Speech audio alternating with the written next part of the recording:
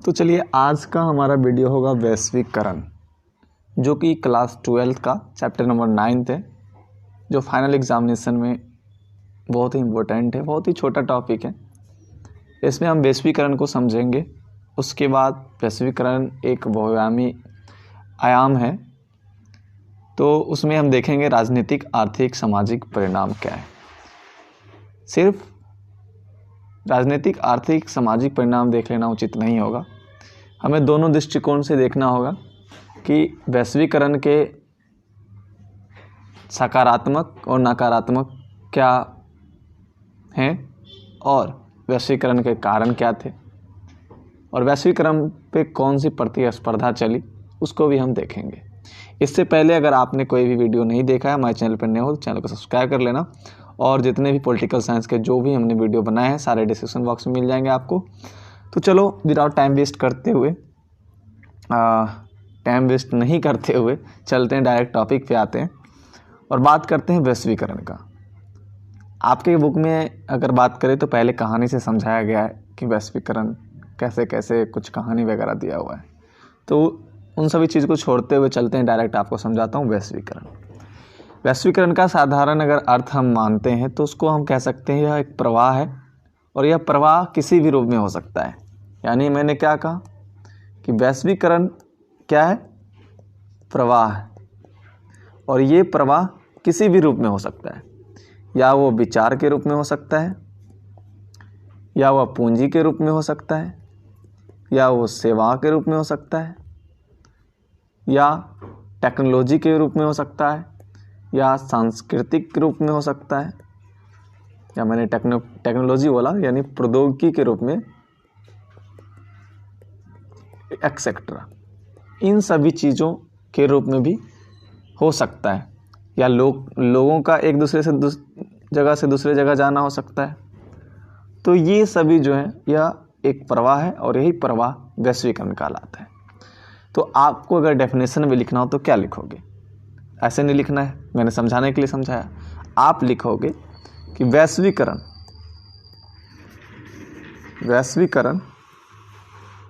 का अर्थ, आगे आपको लिखना है, अर्थ है दुनिया भर में, या आप यहाँ यूज़ कर सकते हो विश्व भर में विचार, अब आगे लिखना है विचार, पूंजी, सेवा, संस्कृति, प्रौद्योगिकी तथा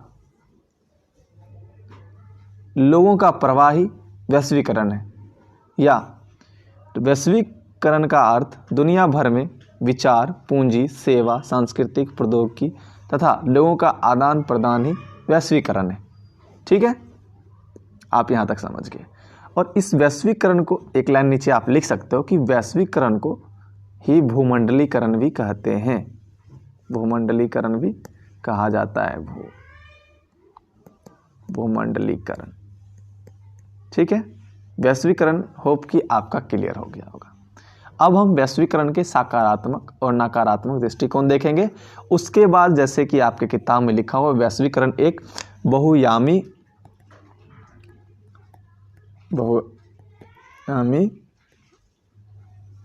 अवधारणा है।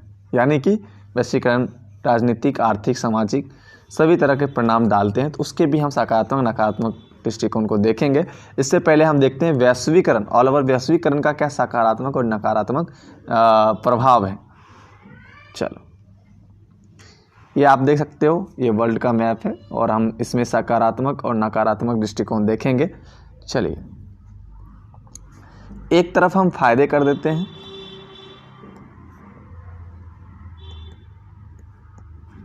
वैश्वीकरण के फायदे, यानी जिसको सकारात्मक बोल सकते हैं।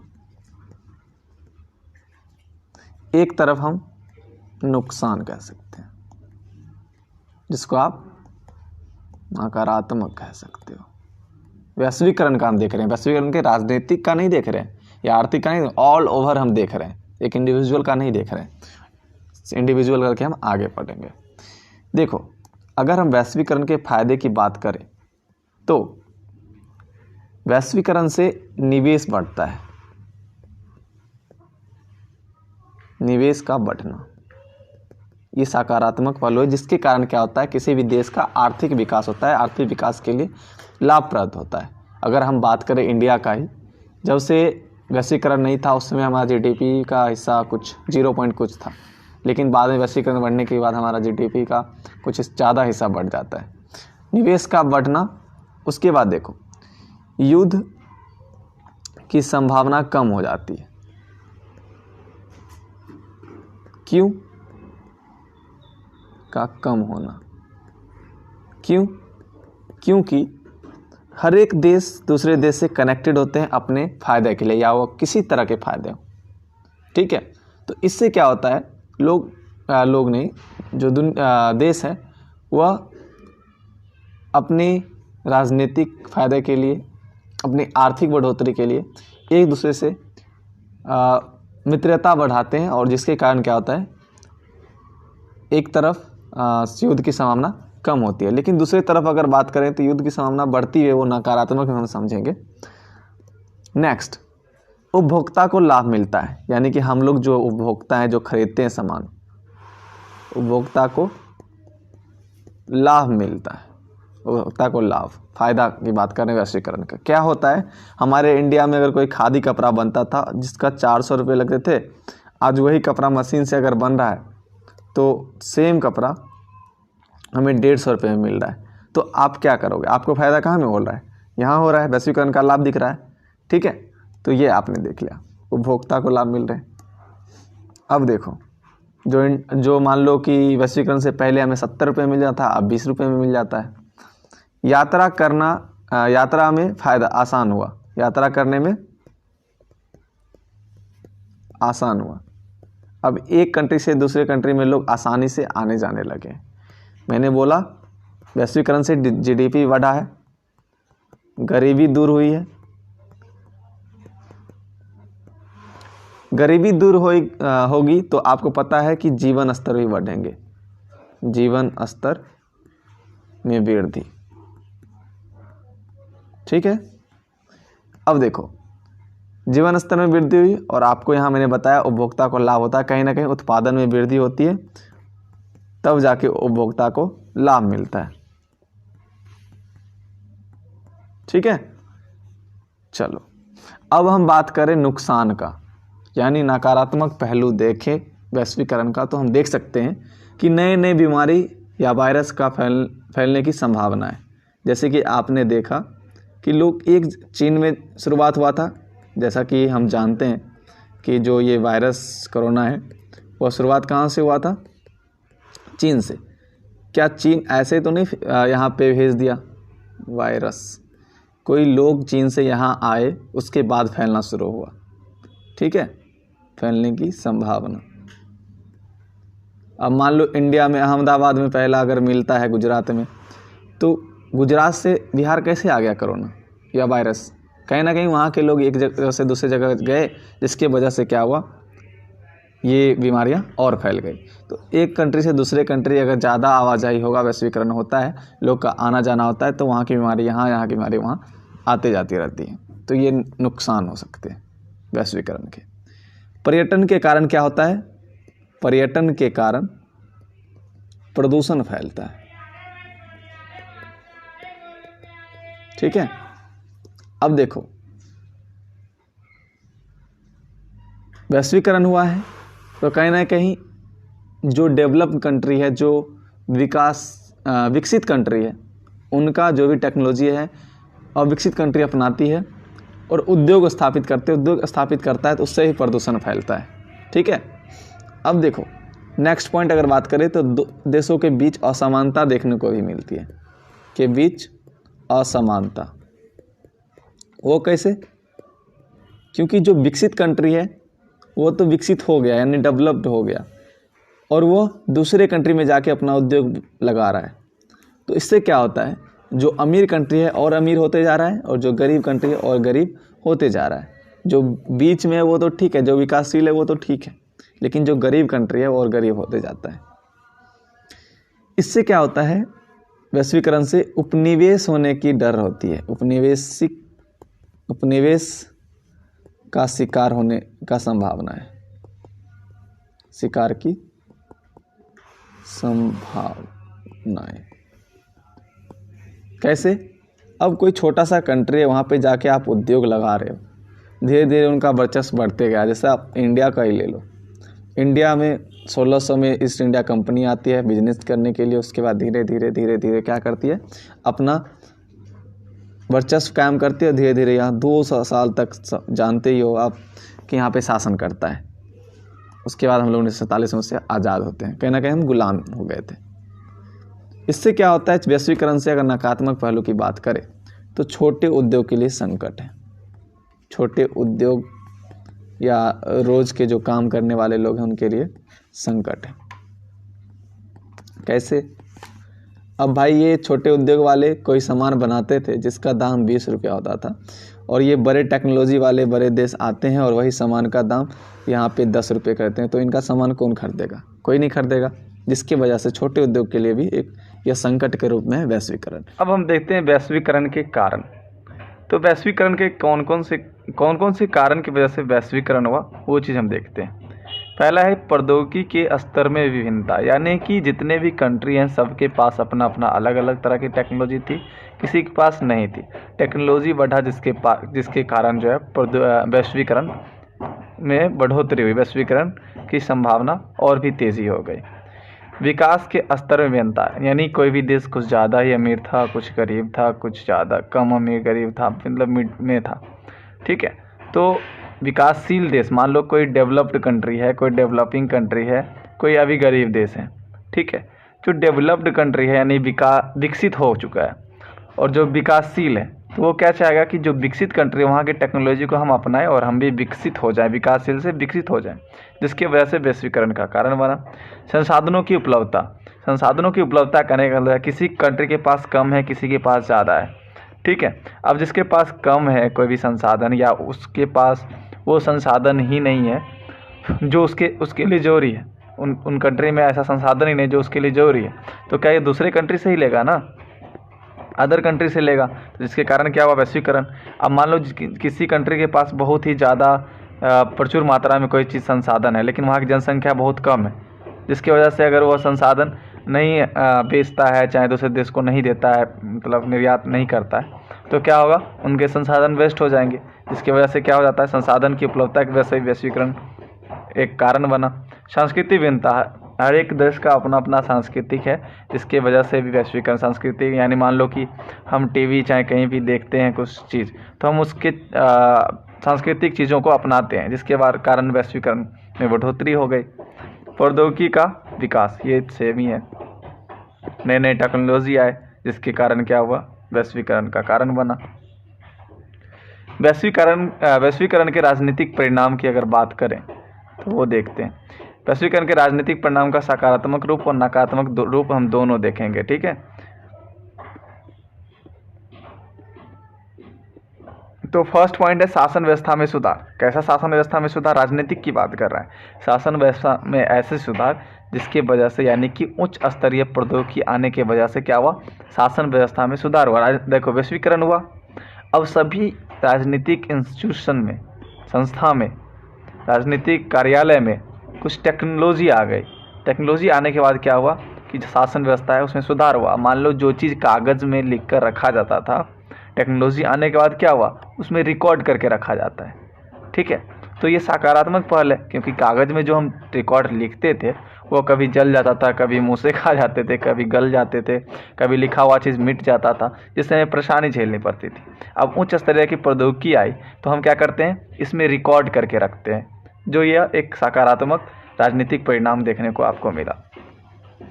शासन की कार्यप्रणाली में गुणात्मक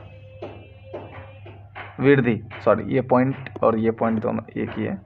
ठीक है, अब देखो पारदर्शिता यहाँ पे देखने को मिलता है वैश्वीकरण राजनीतिक परिणाम में, और शासन व्यवस्था का सरलीकरण होता है, यानी जितना हमें पहले मेहनत करना पड़ता था अब कहीं ना कहीं वैश्वीकरण होने के बाद हमें कम करना पड़ता है।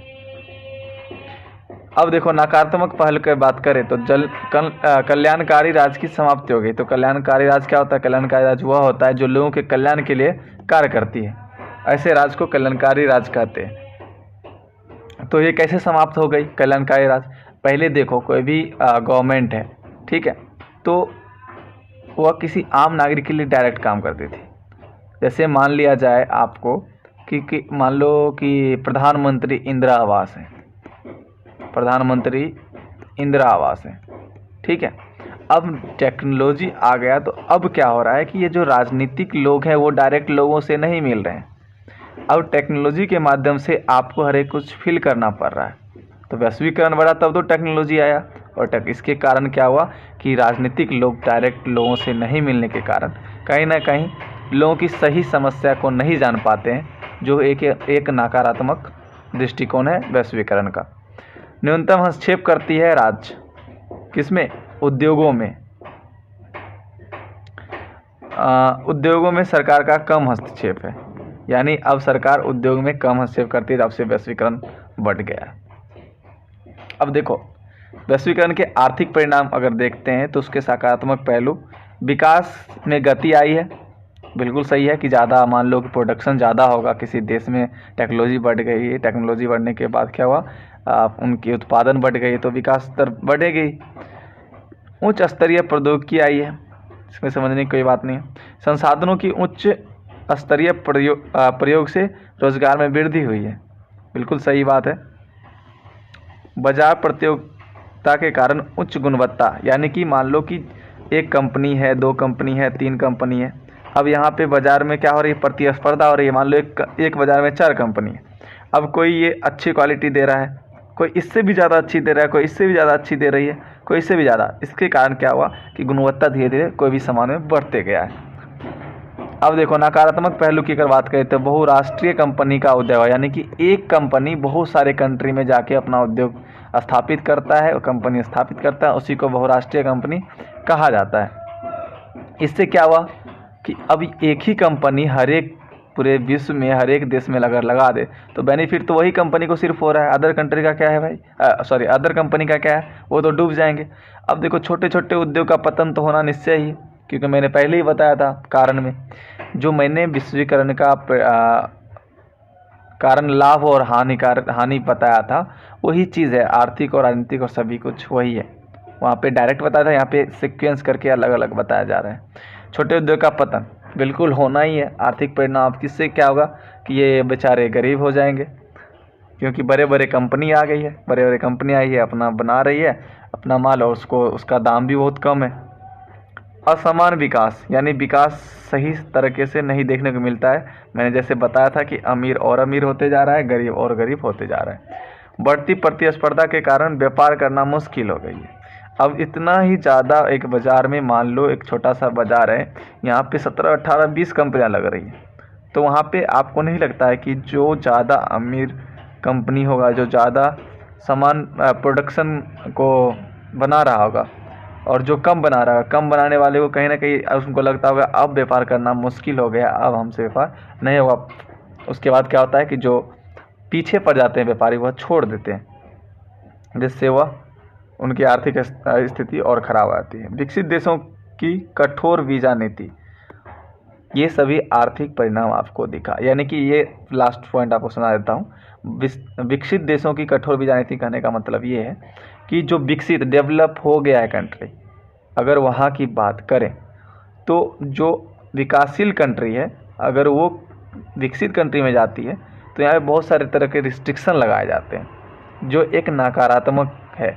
जैसे मान लो कि विकसित कंट्री है अमेरिका, मान लो, और एक कंट्री श्रीलंका जाती है अपने सामान को लेके अमेरिका, तो बहुत तरह के रिस्ट्रिक्शन लगा देते हैं, जिससे इनकी श्रीलंका की आर्थिक अवस्था सही नहीं हो पाती है। ये अपना सामान मान लो अमेरिका भेज रहा है, तो क्या हो रहा है यहाँ पे, अमेरिका बहुत तरह, क्योंकि इनको तो भाई कोई प्रॉब्लम ही नहीं है, ये बहुत तरह के रिस्ट्रिक्शन लगा रहे हैं या शुल्क कुछ ज़्यादा लगा रहे हैं, ठीक है, जिसकी वजह से श्रीलंका और डूबती जा रही है। ऐसा नहीं है, मैं बता रहा हूँ बस ऑप्शन लेके, एक उदाहरण की तरह मैंने समझाया। वैश्वीकरण की सांस्कृतिक परिणाम आप देख सकते हो, नकारात्मक और सकारात्मक आपको दोनों दिख रहे हैं।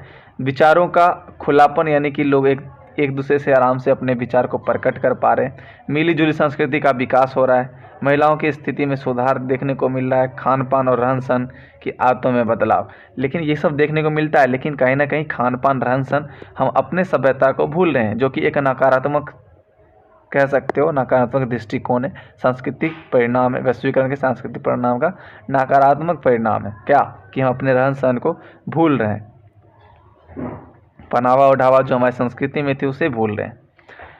अमेरिकी संस्कृति का अत्यधिक प्रभाव, यानी अमेरिका, आपको पता है कि 1991 में जब सोवियत संघ का विघटन होता है तो सिंगल पावर बच जाता है, तो धीरे धीरे इसका प्रभाव, लेकिन बाद में सत्ता के वैकल्पिक केंद्र आते हैं, यूरोपीय संघ, सार्क वगैरह बहुत सारे, आसियान, ये सारे आते हैं, लेकिन कहीं ना कहीं अमेरिका अभी भी आगे है एक तरह से।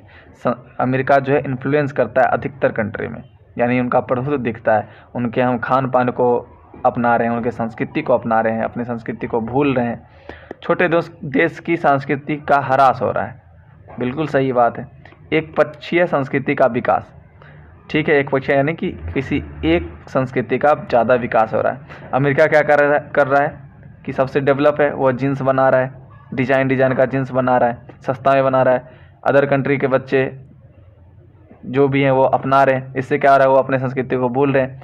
इससे क्या हो रहा है कि छोटे देश हैं, वहाँ की जनता अगर दूसरे कंट्री का संस्कृति को अपनाता है तो उनके संस्कृति का ह्रास होता है। तो ये सभी कारण आपने देख लिया। अब हम आगे जो देखेंगे वो देखेंगे कि भारत और वैश्वीकरण से क्या संबंध है। उसके बाद हम देखेंगे संरक्षणवाद की नीति क्या होता है, नेक्स्ट वीडियो में हम देखेंगे, और वैश्वीकरण का विरोध प्रतिरोध क्यों हुआ। ठीक है, तो वीडियो कैसा लगा हमें कमेंट्स में बताना। वीडियो समाप्त करते हैं। जय हिंद, जय भारत।